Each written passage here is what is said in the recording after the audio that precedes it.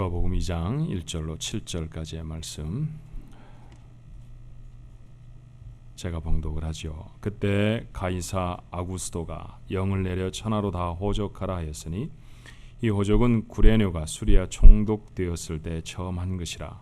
모든 사람이 호적하러 각각 고향으로 돌아가매 요셉도 다윗의 집 족속이므로 갈릴리 나사렛 동네에서 유대를 향하여 베들레헴이라 하는 다윗의 동네로 그 약혼한 마리아와 함께 호적하러 올라가니 마리아가 이미 잉태하였더라.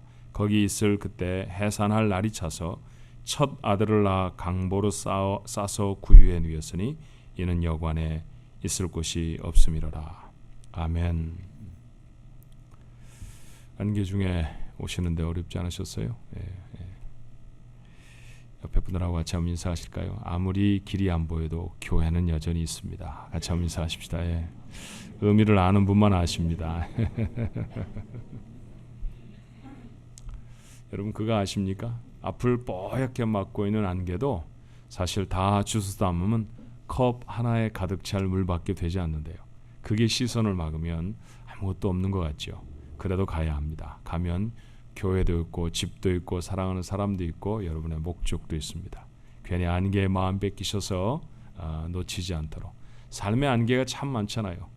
질병이라는 안개가 낄 때도 있고 재정적인 안개가 낄 때도 있고 사람의 관계라고 하는 안개가 우리의 걸음을 붙잡아 세울 때도 있습니다. 그때마다 걸음을 계속하십시오. 하나님이 도우실 줄로 믿습니다. 어떤 해 성탄절에 이런 기사 한 꼭지를 보게 됐어요. 어떤 사람이 자기 이름을 산타크로스라고 개명을 하고 싶다 이렇게 신청을 했는데 법원에서 기각이 됐다는 것이죠. 근데 기각의 이유가 무엇이었느냐 하면 그 산타크로스라고 이름한 사람이 어느 날 죽을 건데 그러면 산타크로스가 죽었다라고 하면 얼마나 많은 사람들이 슬퍼하겠느냐. 성탄절의 상징인데 그러니까 그 이름은 사용하지 말아야 한다 이랬습니다. 제가 그 기사를 한참 들여다보다가 정말 성탄절의 상징이 산타크로스인가? 아이들한테 물어봤어요. 우리 교회 아기들한테 크리스마스가 뭐 하는 날이야? 그랬더니 정말 절반은 산타크로스 생일이라고 그러더라고요. 여러분은 어떻게 알고 계십니까? 산타크로스 생일인가요? 그날은 산타크로스의 날이 아니죠.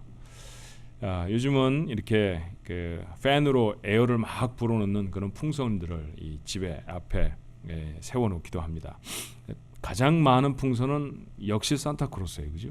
빨간 옷에 모자를 뒤집어 쓰고 막 손을 흔들고 있는데 차를 타고 지나가다 보면 꼭 그러는 것 같아요. 나 아닙니다, 나 아닙니다. 나는 상징이 아닙니다. 그러면 크리스마스의 상징은 누구입니까? 주님이시죠. 그렇습니다. 그래도 좀 위로가 되는 거는 말이에요. 지나가면서 보면 집집마다 그 앞에 앞마당을 마치 베들레헴의 말 구유처럼 만들어 놓은 사람들이 있어요. 말 구유로 만들어 온 장식한 그곳에 여러분 뭐가 있을까요? 양도 몇 마리 있고 그 다음에 뭐 이렇게 소도 서 있고 뭐 그렇습니다. 마리아, 요셉, 그렇죠? 좀 비싼 것은 동방박사들도 있습니다. 그 동방박사가 등장하는 그 토이는 좀 비싸더라고요 보니까. 근데 싸건 비싸건 빠지지 않는 분 한 분이 있습니다. 누굴까요? 예수님이십니다. 아기 예수시죠. 한 번은 동네 근처에 차를 멈추고요. 한참을 바라보았습니다. 아기 예수였죠. 아기 예수였습니다. 거기에 메시지가 있었습니다. 자, 본문의 말씀은 드디어 예수님이 탄생하시는 장면이에요. 의사이면서 역사가답게 누가는 아주 자세하게 당시를 소개합니다. 1절 2절의 말씀이었죠. 그때 가이사 아구스도가 영을 내려 천하로 다 호적하라 했으니 이 호적은 구레네가 수리아 총독되었을 때 처음 한 것이라. 이게 굉장히 정확하게 정교하게 타임라인을 알 수 있도록 실제 존재했던 사람들의 이름을 거론하고 있어요. 당시의 로마 황제는 그 유명한 아우구스투스였습니다. 원래 이름은 옥타비아누스라는 사람이죠. 패권 다툼을 합니다. 안토니우스가 정적이었는데 악티움이라는 곳에서 해전을 벌였고 승리하죠. 그리고 명실상부한 로마의 실질적인 제1인자가 되어졌어요. 원로문은 그에게 아우구스투스, 번역을 하면 위대하고 고귀하며 지극히 숭배를 받는 이라는 뜻입니다. 그런 뜻의 이름을 헌정합니다. 아우구스투스는 자기의 후견자였던 카이사르, 우리가 보통 어렸을 때 시저라고 부르던 사람인데 요즘은 음력을 그대로 따서 카이사르라고 부르죠. 카이사르라고 하는 이름을 거기에 덧붙입니다. 카이사르 아우구스투스가 그의 이름이 되죠. 이후에 카이사르라고 하는 이름은요, 한 개인의 이름이 아니라 로마의 황제를 지칭하는 이름이 되어집니다. 우리말 성경에 가이사 아구스토는 그렇게 로마 제국의 황제였던 아우구스투스를 말합니다. 구레뇨라고 하는 사람은 근동 지방에서 로마가 가지고 있던 가장 큰 영지 시리아, 오늘의 본문의 말씀은 수리아라고 했는데 요즘 우리말로 말하면 시리아죠. 시리아를 다스리는 영향력 있는 총독이었습니다. 곳곳마다 총독이 있지만 수비대 정도만 가지고 있는 총독과 큰 군단 규모의 군대를 가지고 있는 총독의 영향력은 달랐겠죠. 유대에 와 있는 총독은 그저 자기를 지킬 수 있을 정도의 근위병 정도였다고 하면 수리아에 있는 사람은 몇 개의 군단을 가지고 있었던 사람이었어요. 그러니까 이 사람이 실질적으로 그 지역의 지도자, 지배자였다라는 것을 우리가 알 수 있습니다. 그때 황제가 로마가 다스리고 있는 모든 지역에 인구 조사를 명합니다. 이유는 두 가지였죠. 인구가 몇 사람인 줄 알아야, 도대체 누가 살고 있는지를 알아야 세금을 부과할 것 아닙니까? 그리고 또 하나는 병역의 의무를 지워 놓으려고 했던 것이죠. 자, 로마 영내에 사는 사람들은 다 자신의 살고 있는 거주지에서 거주 등록을 할 수 있었습니다. 그런데 유독 유대인들은 자기의 지파를 따라서 조상의 땅에 가서 등록을 했죠. 우리는 너희들 말 듣긴 듣는데 완전히 듣지는 않아, 이렇게 시비를 거는 사람들처럼 보입니다. 자, 그런 유대인의 전통을 따라서 요셉은 자기의 조상인 다윗의 고향 베들레헴으로 가요. 현재 요셉이 살고 있는 곳은 갈릴리입니다. 갈릴리에서부터 다윗의 고향이었던 베들레헴까지는 약 100마일 정도 됩니다. 채 100마일이 조금 못 되죠. 그런데 그곳까지 건장한 요셉이 가기에 그렇게 어려운 길은 아닐 거예요. 그런데 문제는 뭐냐 하면 만삭의 마리아를 동행하고 있다는 것이죠. 만삭의 여인이 한겨울에 100마일의 여행을 한다는 것은 쉽지 않은 일입니다. 그 여행을 하던 중에 위험한 일이 생길 수도 있죠. 그런데 동행합니다. 왜 그랬을까요? 어쩌면 5절이 힌트인지 몰라요. 5절은 이렇게 말해요. 그 약혼한 마리아와 함께 호적하러 올라가니 마리아가 이미 잉태하였더라. 두 사람의 관계는 아직 온전한 혼인의 관계가 아닙니다.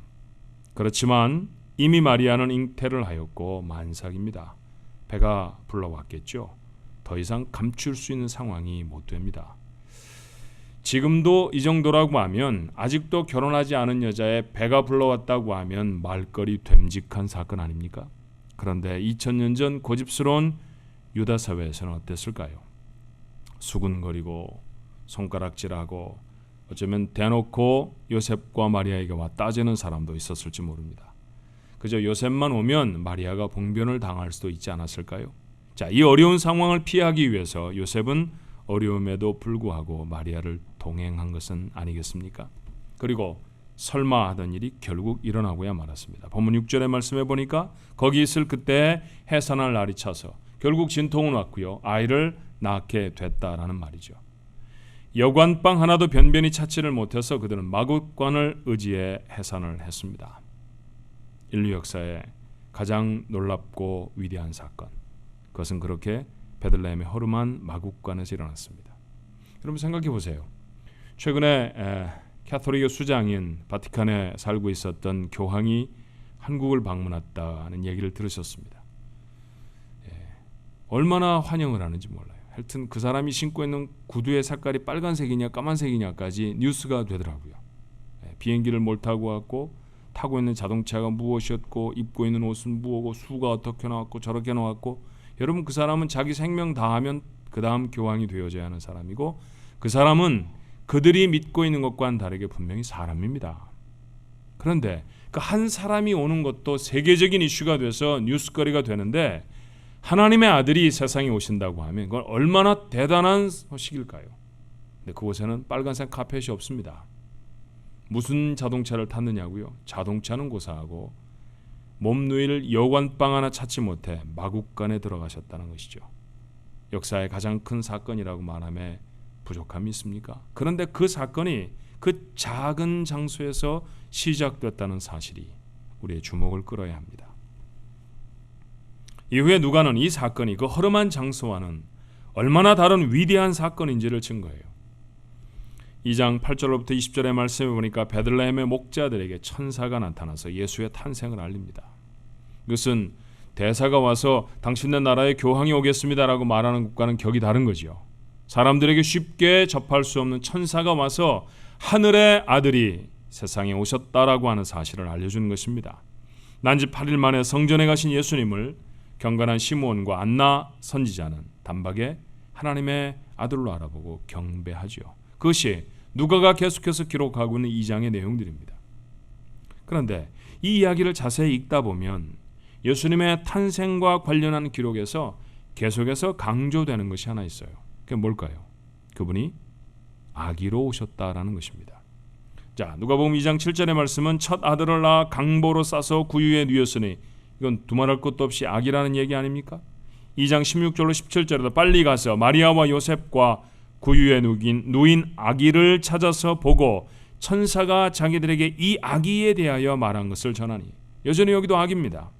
누가복음 2장 22절에도 모세의 법대로 정결 예식의 날이 참에 아기를 데리고 예루살렘에 올라가니, 27절에도 성령의 감동으로 성전에 들어가며 마침 부모가 율법의 관례대로 행하고자 하여 그 아기 예수를 데리고 오는지라. 계속해서 아기라고 말합니다. 2장 전체에 수도 없이 아기라는 이야기가 등장하죠. 심지어 천사들은 목자들에게 이렇게 말하죠. 누가복음 2장 12절의 말씀에 보니까 너희가 가서 강보에 쌓여 구유에 누워 있는 아기를 보리니 이것이 너희에게 표적이니라 하더니, 아기로 나신 것이 표적이라고 말합니다. 그냥 지나가는 일이 아니라는 것이죠. 이게 무엇인가에 대한 증거라는 말입니다. 무엇에 대한 증거일까요? 여러분, 기다리던 구주가 나섰습니다. 그런데 그 구원자는 보자기에 쌓여있는 어린 아기라는 것이죠. 이런 아기라면 남을 구원하는 건 고사하고 자기도 누군가에게 의지해야 생존할 수 있지 않겠습니까? 키는 너무나 작아서 말이 밥을 먹는 구유도 넉넉합니다. 여행 중에 마리아가 치밀하게 출산 준비를 하지 못했음에도 불구하고 아기를 쌓아놓은 보자기는 충분히 클 정도로 그렇게 아기는 작았습니다.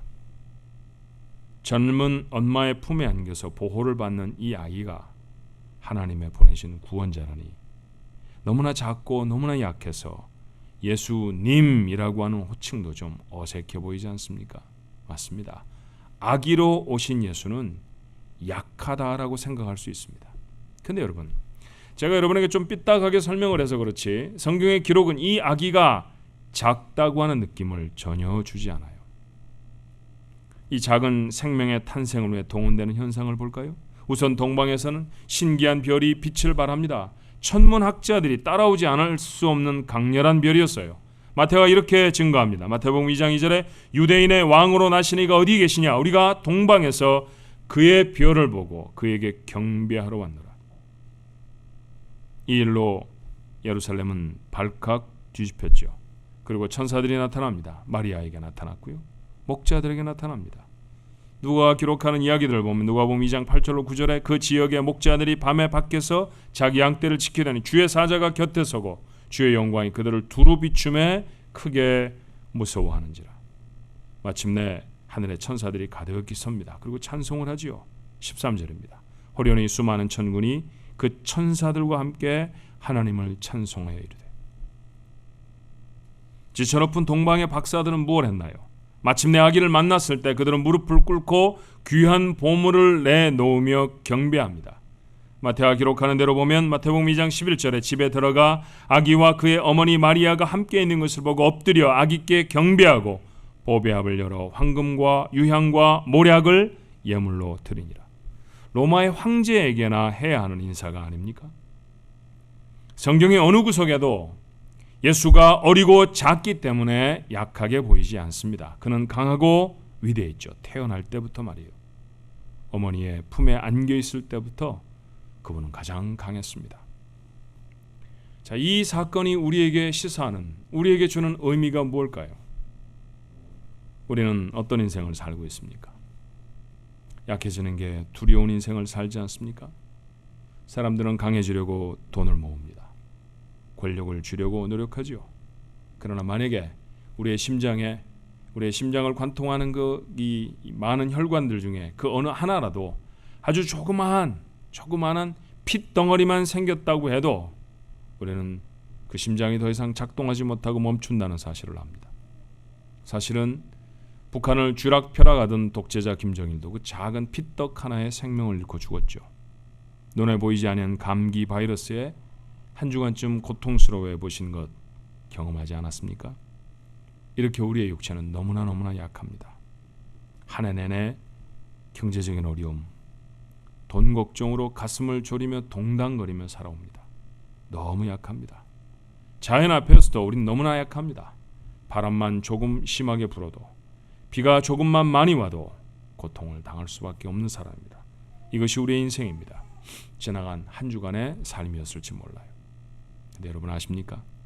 의외로 우리의 인생이 강할 수 있습니다. 수년 전에 미국의 한 감옥을 테레사 수녀가 방문한 적이 있었어요. 거구의 흉악범들이 작고 깡마른 수녀를 둘러쌌습니다. 한참 그들은 그렇게 이야기를 했죠. 수녀가 자리를 떠나고 리포터들이 죄수들에게 물었습니다. 어떠셨습니까? 죄수들의 대답이 이랬어요. 그녀는 강했습니다. 수녀님은 동정심이 참 크신 분입니다. 수녀님은 훌륭한 분입니다. 어찌게 그 작은 여자가 자기보다 2배나 큰 사람들에게 크다고 강하다고 느껴질 수 있었을까요? 권력을 가졌기 때문입니까? 남보다 돈을 많이 가지고 있었기 때문일까요? 아닙니다. 그가 품고 있는 예수님 때문이었습니다. 그 작은 여자를 그렇게 강하게 만든 것은 그가 품고 있었던 주님 때문이었던 것이죠. 그렇습니다. 예수님을 품은 인생은 예외가 없이 강했습니다. 베드로를 기억하시죠? 그를 향한 사람들의 말이 이랬습니다. 사도행전 4장 13절의 말씀에 보니까 그들이 베드로와 요한이 담대하게 말함을 보고 그들을 본래 학문 없는 범인으로 알았다가 이상히 여기며 저 학교 못 나왔잖아. 공부 많이 못했는데 이런 얘기입니다. 국민학교 못 다녔잖아 이런 얘기입니다. 그런데 그가 하는 설교를 들으며 사람들의 마음이 울렸습니다. 이상하게 여겼습니다. 그의 삶을 보십시오. 그러던 그가 안진뱅이를 고칩니다. 단 한 번의 설교로 완고했던 유대인 5,000명을 회개로 이끌어낼 수 있었습니다. 이 일로 소동이 일자 대제사장이 그를 불러 법정에 세우지요. 그런데 담대하게 그들 앞에서 하나님의 말씀을 강론합니다. 여러분 생각해 보세요. 국민학교도 못 나온 사람이 박사학위를 가진 사람들이 둘러서 있는 곳에서 그들이 갖고 있는 전공에 대해 말하고 있는 것과 하나도 다를 것이 없습니다. 그에게는 권력도 학벌도 없었지만 그 자리에 모인 사람들 중 가장 강했습니다. 이유가 뭘까요? 주님을 품었기 때문입니다. 바울은 어떻습니까? 우리는 신약 성경에서 바울보다 더 강한 사람을 주님을 제외하고는 찾아보기가 어렵습니다. 그가 자기가 되고 싶었던 랍비가 되고도 그렇게 강할 수 있었을까요? 그는 자신을 이렇게 고백하죠. 갈라디아서 2장 20절의 말씀은 자신의 가장 절절한 자기 고백이었습니다. 내가 그리스도와 함께 십자가에 못 박혔나니 그런즉 이제는 내가 사는 것이 아니요 오직 내 안에 그리스도께서 사시는 것이라. 이제 내가 육체 가운데 사는 것은 나를 사랑하사 나를 위하여 자기 자신을 버리신 하나님의 아들을 믿는 믿음 안에서 사는 것이라. 학문에 뛰어난 사람이었습니다. 남이 부러워할 만한 신분을 가진 사람이었죠. 근데 바울은 말합니다. 그런 바울은 죽었습니다. 그런 바울은 십자가에 못 박혀버렸습니다. 그리고 지금 그 안에 예수를 향한 믿음이 있습니다. 이 믿음이 그를 세상이 감당할 수 없는 강한 사람으로 세웁니다. 주님을 품은 자, 예수님이 함께하는 사람은 결코 약하지 않습니다. 가장 강한 인생일 수 있는 줄로 믿습니다. 예수님이 태어나셨을 때 성경은 그분의 이름을 이렇게 소개하죠. 마태복음 1장 23절에 보라 처녀가 잉태하여 아들을 낳을 것이요 그 이름은 임마누엘이라 하리라. 이를 번역한즉 하나님이 우리와 함께 계시다 함이라. 임마누엘이라는 단어의 뜻을 우리는 잘 압니다. 주님이 가셨던 이름이었고 그 뜻은 하나님이 우리와 함께 계시겠다는 약속이죠. 그분은 왜 보좌를 비우셨나요? 보좌가 지루해서가 아니었습니다. 지구에 가서 지구라는 것을 한번 유람해보고 구경해 보시기 위해 이 땅에 오신 것이 아니었습니다.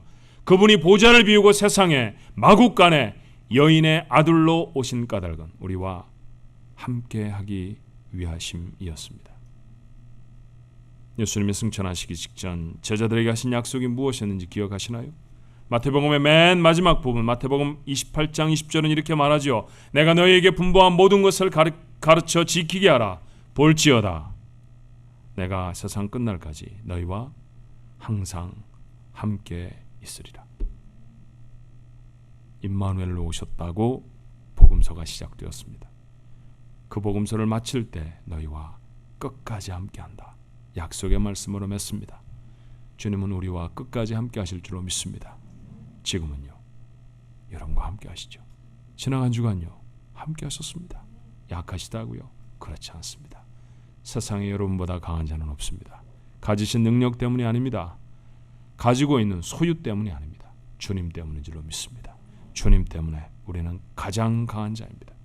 연약하고 부족하지만 그래서 힘겨운 인생을 살아가는 우리들이지만 주님은 오늘 아침에 다시 약속하시죠.